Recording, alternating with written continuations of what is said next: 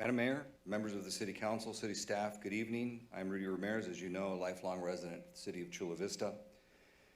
I know that sometime soon you will be dealing with the issue of siting a psychiatric hospital in Rolling Hills Ranch. As you know, I got my early start in civic life here in Chula Vista back in the 1980s with my participation with the International Friendship Commission and then with the Board of Ethics. I got my education in land use planning when I was a member of the General Plan Update Steering Committee for the City of Chula Vista, a process that took 2 or 3 years.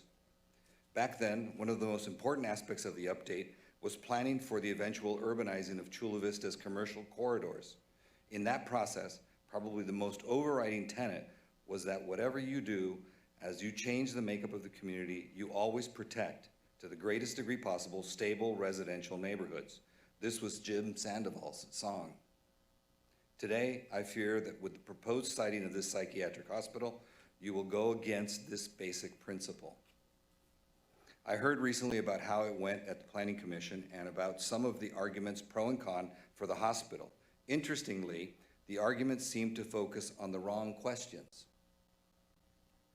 The questions discussed, as I understand it, were about whether or not we need a psychiatric hospital and the jobs that go with it. It's interesting because here there is no argument. Most agree that we need a hospital and we need the jobs.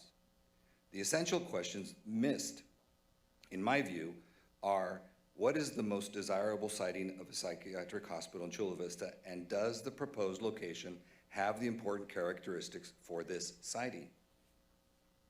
My understanding is that a more desirable location for a psychiatric hospital might be a more urban environment that has freeway access, public transit, and proximity to public safety infrastructure and other hospitals.